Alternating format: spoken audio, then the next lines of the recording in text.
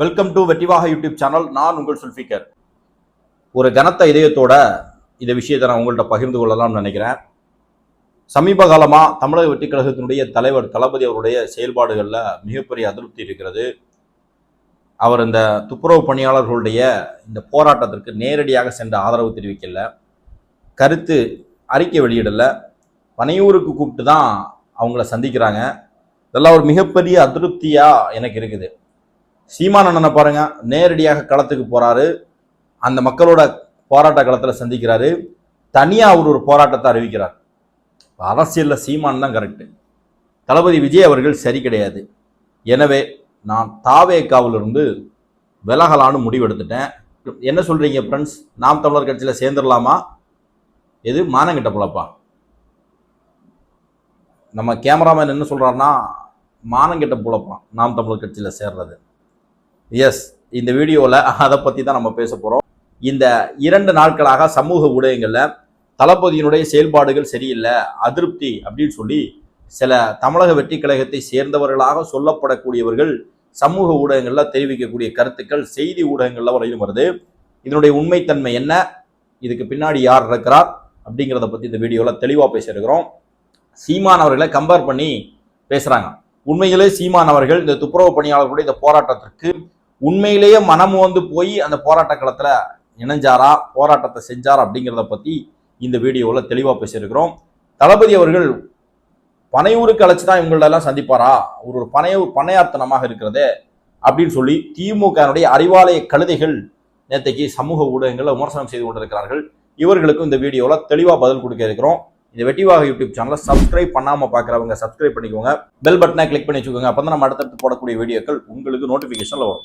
So first, இந்த கருத்துக்கள் சமூக ஊடகங்களில் தளபதியினுடைய செயல்பாடுகளில் அதிருப்தி அப்படின்னு சில தாவேக்காவுடைய தொண்டர்களும் உங்களுடைய கருத்துக்களை பதிவு செஞ்சதை நம்ம பார்த்தோம். உண்மையிலே உங்களுடைய நோக்கம், உங்களுடைய எண்ண ஓட்டம் அப்படிங்கிறது எனக்கு புரியுது. அதில் இருக்கக்கூடிய நியாயத்தை நான் நிச்சயமாக உணர்கிறேன். ஆனால் அதே நேரத்தில் உங்களுடைய செயல்பாடு அது சரிதான் அப்படிங்கிறத நீங்க தான் ஒரு வாட்டி கூட பரிசீலனை செய்து கொள்ள வேண்டும். ஏன் அப்படின்னா, ஒரு அரசியல் அப்படிங்கிறது சும்மா எடுத்தோம் கவுத்தோம் அப்படின்னு கிடையாது. தளபதி ஏற்கனவே சொல்லிட்டாரு, சொல்லல்ல செயல் நமக்கு முக்கியம் அப்படின்ட்டாரு. நம்ம வெறும் அறிக்கை பாலிடிக்ஸ் பண்ண போறதில்லை அப்படின்னு சொல்லிட்டாரு. இன்னொன்னு, ஜஸ்ட் இன்னைக்கு எல்லா கட்சிகளுமே இந்த அறிக்கை பிளஸ் இந்த போராட்டம் இதை ஒரு கண் துடைப்பு நாடகமாக, ஜஸ்ட் ஒரு அடையாள அரசியலாகவே செய்து கொண்டிருக்கிறார்கள்.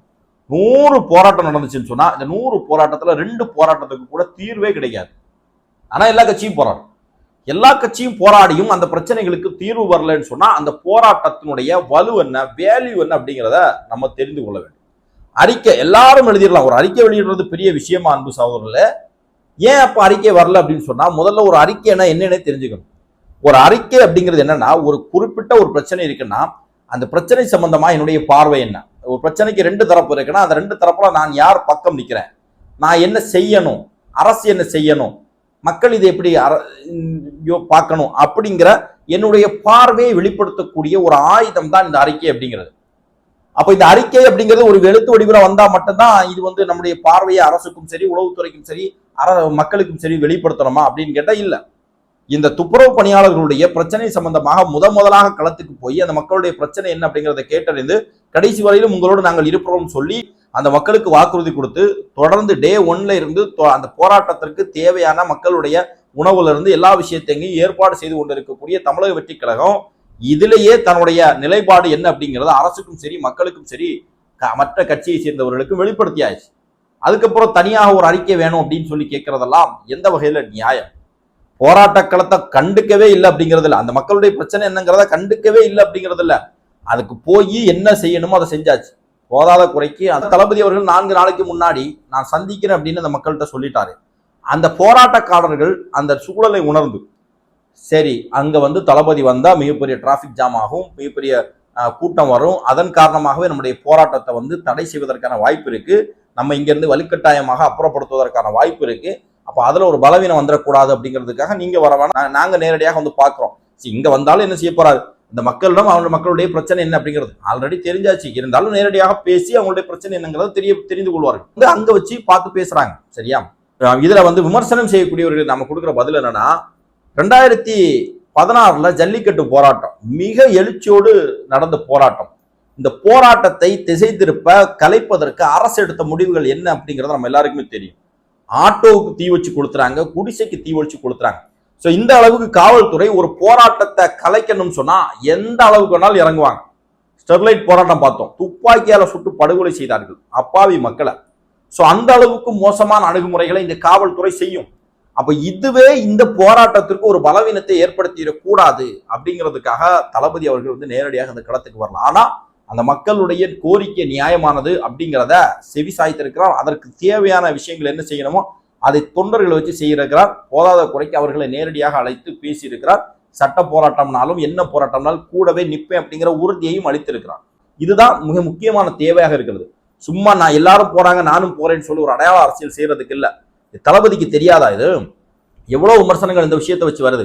அப்ப நாம அந்த விமர்சனத்தை கடந்து போகணும்னா நேரடியாக களத்துக்கு வரணுங்கிறதெல்லாம் தளபதிக்கு தெரியாதா? அப்படி வாய்ப்பு இல்லை அப்படிங்கிறத நினைக்கும் போதுதான் அவருக்கே ஒரு வருத்தமா இருக்கு. நேரடியாக இது சம்பந்தமா தன்னுடைய பொதுக்குழுவிலே கூடியிருந்தார். நான் என் மக்களை சந்திக்கிறத நீங்க எங்க தடுக்கிறீங்க அப்படின்னு சொல்லி அரசிடமும் கேள்வி கேட்டிருந்தார். ஒரு மாநாட்டிற்கு 21ஆம் தேதி மாநாடு, இன்னைக்குதான் அதுக்கான அனுமதியே கிடைக்குது. நாம நினைச்ச தேதியில ஒரு மாநாடை கூட நடத்துவதற்கு இந்த அரசு நம்மளை அனுமதிக்கிறது கிடையாது. ஒரு போராட்டம் பிரச்சனை நடந்த உடனே போராட்டம் செய்யணும்னு சொல்லி போராட்டத்திற்காக அனுமதி கொடுத்தா 10 நாள் 15 நாள் அதை கூட கோர்ட்ல போய் வழக்கு போட்டு அந்த தீர்ப்பை வாங்கி தான் போராட்டம் செய்ய வேண்டிய சூழல் இன்னைக்கு தமிழ்நாட்டில் இருந்து கொண்டிருக்கிறது. காவல்துறையும் அரசும் அந்த அளவுக்கு நமக்கு நெருக்கடியை கொடுக்கக்கூடிய நேரத்துல நாம ஒரு போராட்டத்துல பொலிட்டிக்கல் ஸ்டண்ட் பண்றது மாதிரி போய் நின்று நாங்களும் ஆதரவு தெரிவிக்கிறோம்னு சொல்லி தலைவரி அங்க வந்து அதன் காரணமாக ஒரு அசம்பாவிதம் நடந்துச்சுன்னு சொன்னா அது அந்த போராட்டத்தை நீர்த்து போக செய்யும். தமிழக வெற்றி கழகத்திற்கு கெட்ட பேரை ஏற்படுத்தும். இன்றைக்கு அரசாங்கமும் உளவுத்துறையும் இதை ரொம்ப கூர்ந்து கவனிச்சுட்டு இருக்கிறாங்க. எங்கடா ஒரு வாய்ப்பு கிடைக்கும் தாவேக்காக்கு மேல ஒரு நெகட்டிவிட்டியை பரப்பலாம், அதோட தாவேக்காவோட நிகழ்ச்சிகளுக்கு ஒட்டுமொத்தமா ஒரு மூடு விழா நடத்தலாம் சொல்லி காவல்துறை கங்கணம் கட்டி கொண்டிருக்கிறது. அதுக்கு நம்ம ஒரு வாய்ப்பை ஏற்படுத்தி கொடுக்கலாமா? கூடாதுல்ல. தளபதிக்கு தெரியும், தலைவருக்கு தெரியும். எல்லாத்தையும் விட்டுக்கிட்டு அரசியல் களத்துக்கு வந்தவர் இந்த மாதிரி சின்ன சின்ன விஷயங்களுக்கெல்லாம் இது பண்ணுவாரா? இல்ல. சூழல் அப்படி இருக்கிறது. நீங்க கேட்கலாம், இப்படியே சொல்லிக்கிட்டே இருந்தா எப்படி அப்படின்ட்டு. தேர்தல் கள நேரத்துல எல்லாம் களத்துக்கு வர மாட்டாங்களாம். தேர்தல் நேரத்துல அவருக்கு களத்திற்கு வர்றது அது ப்ரீ பிளான்டா வருவாங்க. எல்லா கட்சிகளும் வரும், அதுக்கு ஏத்த மாதிரி பிளான் பண்ணி பாதுகாப்புகள் எல்லாம் செய்துட்டு வருவாங்க. நீங்க பார்த்துருப்பீங்க, இந்த சென்னையில வந்து இஃப்தார் நிகழ்வுக்கு வந்தது, அதற்கு பிறகு அஜித்குமாருடைய இந்த போராட்டத்துக்கு வரக்கூடிய சூழல் எல்லாம் பார்த்துருப்பீங்க. ஸோ இப்படி இருக்கக்கூடிய நேரத்துல இந்த மக்களுடைய போராட்டத்துல நாம கலந்துக்கிட்டு அதன் மூலமாக போராட்டத்துக்கு ஒரு பலவீனம் ஏற்படக்கூடாது, இந்த போராட்டத்தை களத்தை அங்கிருந்து அப்புறப்படுத்திடக்கூடாது அப்படிங்கிற நோக்கத்துக்காக தான் தளபதி அவர்கள் போகல் அப்படிங்கிறத தயவு செஞ்சு தாவேக்காவுடைய தொண்டர்களும் புரிந்து கொள்ளுங்கள். வெளியே இருந்து விமர்சனம் செய்யக்கூடியவன் 1000 பண்ணுவான், உள்ள இருக்கக்கூடிய நமக்கு தெரியணும். இன்னொன்னு, உங்களுக்கு அந்த மாதிரி விஷயங்கள் அதிருப்தி இருந்துச்சுன்னா தயவு செஞ்சு இந்த சமூக ஊடகங்கள்ல பணி செய்யக்கூடியவர்கள் சம்பந்தப்பட்ட தலைமை நிர்வாகிகளிடம் இது சம்பந்தமா உங்களுடைய விஷயங்களை பேசுங்க, உங்களுடைய கருத்துக்களை பகிர்ந்து கொள்ளுங்கள். நீங்க ஒவ்வொருத்தரும் ஒரு மாவட்டத்தை சேர்ந்தவங்க, உங்களுடைய மாவட்ட தலைவர்களை மாவட்ட நிர்வாகிகளை அழைச்சி இப்படி இருக்குது, இதுக்கெல்லாம் வந்து இப்படி பண்ணணும், எங்களுக்கு அதிருப்தியாக இருக்குன்னு அங்க உங்களுடைய அதிருப்தியை பதிவு செய்யுங்க. அவங்க தலைமையில பதிவு செய்வாங்க. அதை விட்டுக்கிட்டு சமூக ஊடகங்களை நீங்க வெளிப்படையா செய்து பரப்புனீங்கன்னா அது நிச்சயமாக அமைப்புக்கு ஒரு கெட்ட பெயரை ஏற்படுத்தும். இதை பயன்படுத்தி எதிர்கட்சிகள் அரசியல் செய்கிறார்கள். நாளைக்கு பாருங்க, ஒரே ஒருத்தர் 2 பேர் செய்தி போட்ட உடனே பல ஃபேக் ஐடிஸை உருவாக்கி தளபதியினுடைய போட்டோ வச்சு ஃபேக் ஐடியை வச்சு அதன் மூலமாக கருத்துக்களை பதிவு செய்கிறார்கள். நாங்க விலகிறோம் சீமான் கட்சியில போறோம் இப்படி எல்லாம் கருத்துக்களை பதிவு செய்யறாங்க. அதை வந்து ஊடகங்கள் எடுத்து செய்தியாக்கி ஏதோ தாவேக்காவுக்கு ஒரு பின்னடைவு ஏற்பட்டது மாதிரி செய்திகளை பரப்புறாங்க. இது வந்து திட்டமிட்ட ஒரு சதியாக இருக்கிறது. அதற்கு தாவேக்காவை சேர்ந்தவர்கள் பலியாக கூடாது. எந்த ஒரு விஷயத்தையும் கரெக்டா அணுகணும். அவசரப்படுறதில்ல அரசியல்.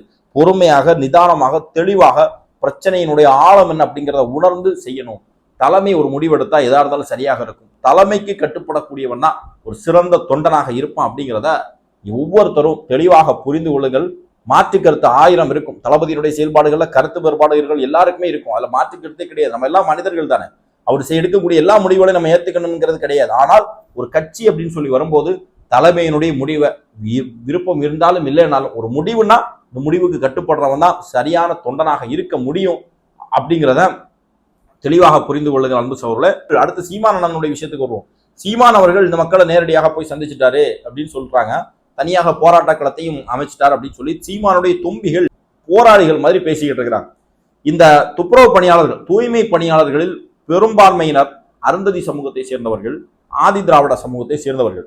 இந்த ஆதி திராவிட சமூகத்தை, குறிப்பாக அருந்ததி சமூகத்தை சேர்ந்தவர்களை பற்றி இன்றைக்கு போய் அந்த போராட்ட களத்துல நின்று மக்களுக்கு ஆதரவு தெரிவித்து அவர்கள் ஆதி குடிகள்னு பேசக்கூடிய இந்த சீமான் ஒரு வருஷத்துக்கு முன்னாடி இதே மக்கள் மேல வன்மத்தை கக்கினார். அவர்கள்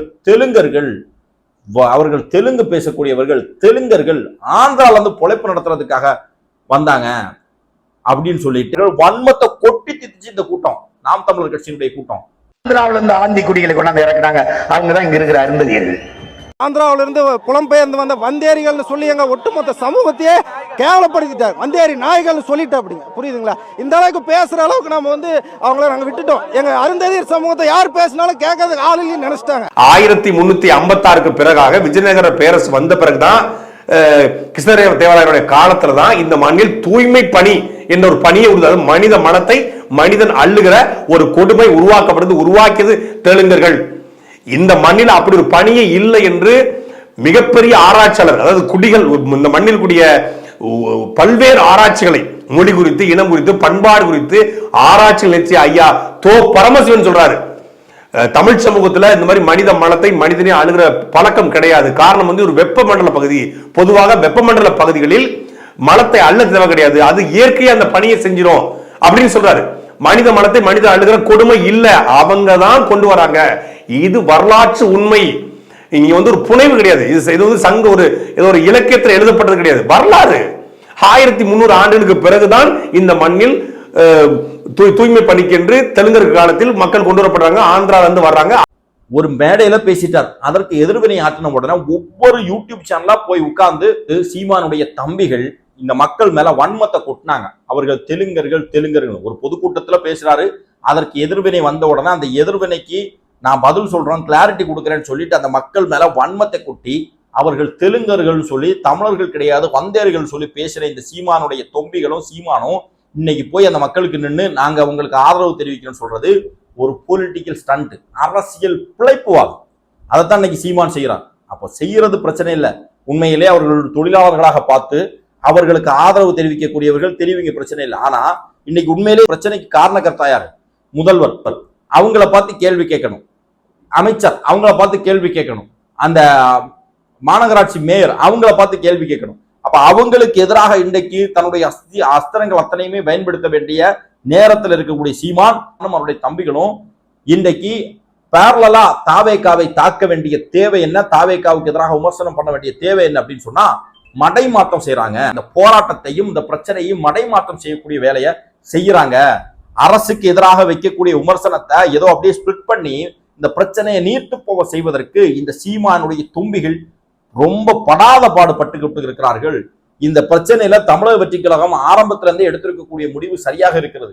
இதுல எங்கேயாவது தமிழக வெற்றி கழகத்துக்கு மக்களுடைய ஆதரவு பெருசா வந்திருக்கும் அப்படிங்கிற வைத்தறிச்சலுடைய வெளிப்பாடாக இன்றைக்கு சீமானுடைய தும்பிகள் தமிழக வெற்றி கழகத்துக்கு எதிராக தங்களுடைய வன்மத்தை கக்கி கொண்டிருக்கிறார்கள் அப்படிங்கிறதா நிதர்சனமான உண்மை.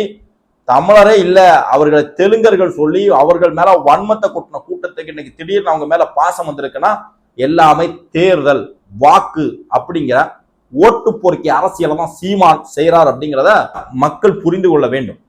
அடுத்து திமுகவுடைய சும்புகள், இந்த அறிவாலய கழுதைகள், ஐயோ பண்ணையார் அரசியல் பண்றாரு, பனையூருக்கு கூப்பிட்டுதான் இந்த மக்களை சந்திப்பாரா, ஏன் நேரடியா களத்துக்கு வரமாட்டாங்களா அப்படின்னு கேட்கிறாங்க. ஏன்டா டேய், தொடர்ந்து 10 நாட்களாக இந்த மக்கள் போராடி கொண்டிருக்கிறார்கள். இந்த மக்கள் ஏன் போராடுறாங்க, அவருடைய தேவை என்ன, அந்த போராட்ட களத்துல நிற்கக்கூடியவர்களுக்கு என்னென்ன பிரச்சனைகள் இருக்கிறது, இந்த அரசு ஏன் செவிசாய்க்கல, கடந்த 2021க்கு முன்னாடி எதிர்கட்சியாக இருக்கும்போது இவர்கள் என்ன வாக்குறுதியை கொடுத்தார்கள், இப்போ வாக்குறுதியை நிறைவேற்றல, வாக்குறுதிக்கு எதிராக செயல்படுகிறார். அமைச்சர் பேசணும், பேச வேண்டிய அமைச்சர் பேசல, போதாத குறைக்க ஏதோ ஒரு அமைச்சர், சம்பந்தமே இல்லாத ஒரு அமைச்சர் வந்து அந்த மக்களை மிரட்டுறாரு, அந்த மக்களுக்கு எதிராக வன்மமான கருத்துக்களை பதில் சொல்றாரு, போராடக்கூடியவர்களை பார்த்து திமிர்த்தனமா பேசுறாரு. இதையெல்லாம் பத்தி பேசுறதுக்கு துப்பில்லாத இந்த திமுகவுடைய அறிவாலய கழுதைகள் இந்த விஷயத்துல தளபதி நேர்ல கூப்பிட்டு அது 2வது விஷயம். அவர் கூப்பிட்டாரு, அவர் நேர்ல வந்து சந்திச்சாரு, இல்ல பனையூருக்கு கூப்பிட்டாரு, அதுல மாற்றுக்கருத்து 1000 வேணா இருந்து போட்டு அதை பேசுறதுக்கு உங்க எவனுக்காவது துப்பு இருக்காடா?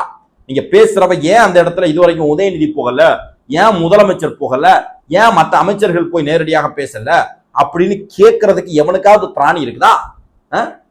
கேட்டா அறிவாலயத்திலிருந்து போடக்கூடிய எச்ச எலும்ப போட மாட்டாங்கிற பயத்துல இருந்துகிட்டு நீங்க சம்பந்தமே இல்லாம ஒரு எதிர்கட்சி அந்தஸ்து கூட இல்லாத விஜயை பார்த்து கேட்கறீங்க, எடப்பாடி பழனிசாமியை பார்த்து கேட்க மாட்டீங்க, பிஜேபி ஒன்றிய பிஜேபி அவங்கள பார்த்து கேள்வி கேட்க மாட்டீங்க.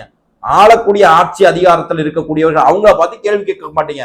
இந்த தனியாருக்கு தாரை வார்த்தை இந்த மாநகராட்சி நிர்வாகத்தை பார்த்து கேள்வி கேட்க மாட்டீங்க.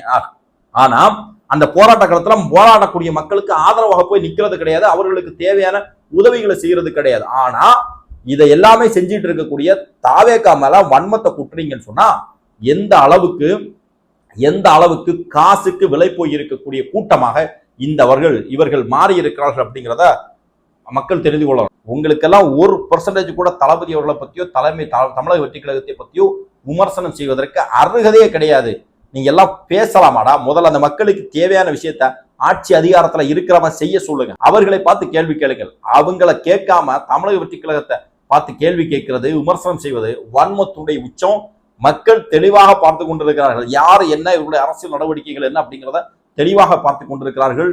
வரக்கூடிய தேர்தல் நிச்சயமாக திமுக எதிர்க்கட்சி அந்தஸ்து கூட பெருமா அப்படிங்கிறது மிகப்பெரிய சந்தேகம் தான். அது திமுகவானாலும் சரி, திமுகவுக்கு நேரடியாகவும் மறைமுகமாகவும் மாமா வேலை பார்க்கக்கூடிய அத்தனை சீமாண்டியர்களுக்கும் சரி, வரக்கூடிய தேர்தல் ஒரு மிகப்பெரிய பாடமாக இருக்க போகிறது அப்படிங்கிறதா இந்த வீடியோல நம்ம தெளிவாக பேசுறோம். அன்பார்ந்த சகோதரர்களே, இந்த வீடியோ சம்பந்தமாக உங்களுடைய மேலான கருத்துக்களை பதிவு செய்யுங்கள். நன்றி.